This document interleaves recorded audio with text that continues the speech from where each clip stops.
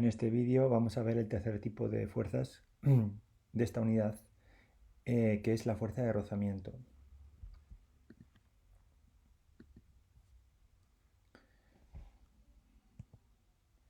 La fuerza de rozamiento es una fuerza que aparece para oponerse al movimiento. Vamos a ver en este dibujo, tenemos una persona que está empujando una caja que pesa mucho porque tiene muchos objetos. Entonces, en esta imagen aparecen dos fuerzas. Una es la fuerza que está realizando el chico para empujar la caja, que es la fuerza que aparece en rojo y que es la fuerza que provoca el movimiento. Pero a su vez hay otra fuerza, que es la fuerza de roce, la fuerza de rozamiento, que es la representada en color azul, que es una fuerza que se opone al movimiento, que se opone, que se resiste a que haya movimiento. Es una fuerza que aparece como roce entre el cuerpo que se está moviendo y la superficie en la que está apoyado ese cuerpo. La consecuencia de este roce es que también se produce calor. La fuerza de rozamiento va siempre asociada a una producción de calor allí donde se está produciendo el roce. Vamos a ver en este laboratorio en el que vamos a simular el movimiento de dos cuerpos. Fijaos, tenemos dos libros, un libro de física, un libro de química, están apoyados y hacemos una especie de zoom en esta parte en la que los dos libros están en contacto, que sería esto de aquí. Esto sería una imagen eh, muy ampliada de esta superficie de apoyo de los dos. Las bolitas representarían las partículas, los átomos, las moléculas que forman el libro, y los de color verde representan a las del libro de física y los de color azul representan al libro de química. Podemos pensar, por ejemplo, que el libro de química está un poco más deteriorado, más arrugado, porque digamos que la colocación, la disposición de las moléculas no es tan regular como la de las moléculas del libro de física.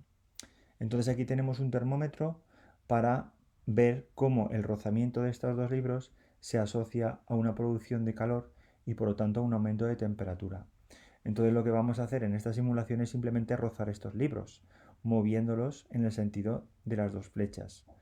Y entonces vamos a ver cómo al moverlos, al rozar, estas moléculas se van a mover a su vez cada vez más rápidamente. Porque como vimos en un tema anterior, el calor de un cuerpo, la temperatura de un cuerpo está asociado con el movimiento de vibración de sus partículas. Entonces, fijaos, rozamos y vemos cómo la temperatura va aumentando y a su vez las moléculas se van moviendo cada vez más. ¿Veis? Esto es el rozamiento. El rozamiento es un aumento de temperatura, una producción de calor de los dos cuerpos que están rozando. Vale. Volvemos a la presentación.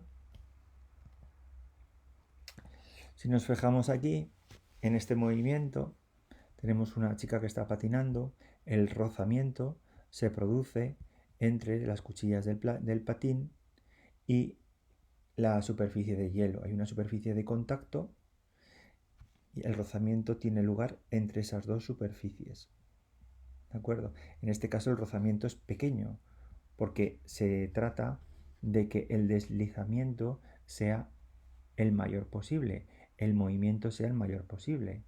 Por eso el hielo sabemos que es una superficie que ofrece poco rozamiento. Si ofrece poco rozamiento es porque la superficie es lo suficientemente lisa para que el roce sea pequeño.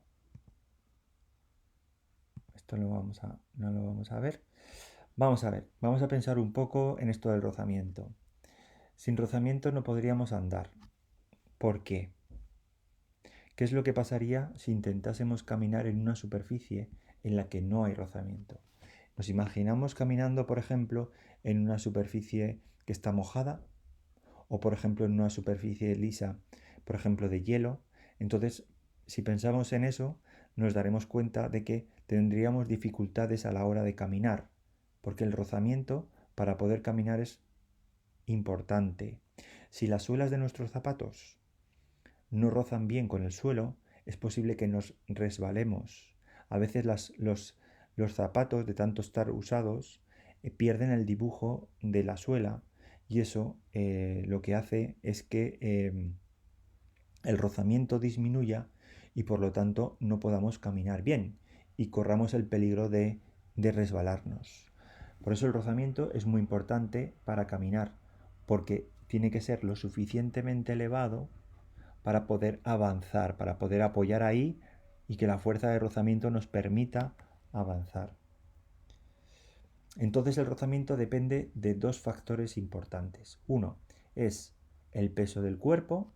Cuanto mayor sea el peso de un cuerpo, mayor va a ser su rozamiento con el suelo o con la superficie. Y por otro lado con la rugosidad de la superficie de apoyo. Eso lo hemos visto al hablar del hielo. Por ejemplo, en una superficie que es muy lisa, el rozamiento es más pequeño, pero una superficie que tiene mucho dibujo, que es muy rugosa, entonces el rozamiento es mayor. ¿Vale? Entonces la fuerza de rozamiento depende de estos dos factores. El peso del cuerpo, cuanto mayor sea el peso, más apoyado estará, mayor rozamiento tendrá con el suelo y por otro lado la rugosidad de la superficie. Aquí tenemos el ejemplo para ver de dos superficies para entender qué es esto de la rugosidad.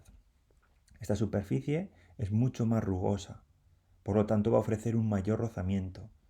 La superficie de la derecha, que pudiera ser mármol por ejemplo, pues una superficie mucho más lisa y el rozamiento en ella sería mucho menor.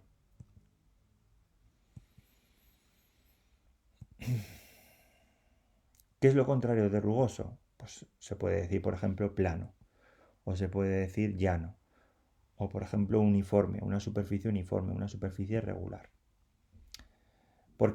¿Cómo debe ser la superficie de los esquís? Pues tiene que ser plana, regular, poco rugosa, lisa.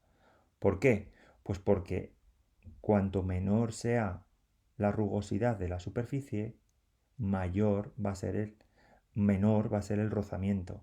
Y lo que interesa es que el rozamiento sea menor para que los esquís se puedan deslizar y el esquiador pueda alcanzar una buena velocidad. Fijaos, otro ejemplo claro y práctico de la rugosidad y el rozamiento. ¿Por qué es necesario cambiar periódicamente los neumáticos? Pues porque se produce un desgaste en la goma.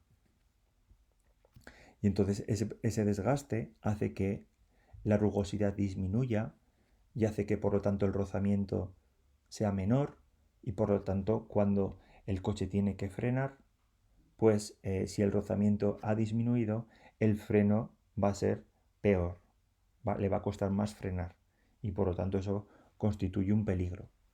Estos dibujos que aparecen en los neumáticos, con su profundidad, están diseñados para que el rozamiento sea efectivo. Otro ejemplo es la colocación de cadenas cuando en la carretera hay nieve o hielo. Entonces la colocación de las cadenas tiene como objetivo aumentar la rugosidad y por lo tanto aumentar el rozamiento y que el avance del coche sea más seguro.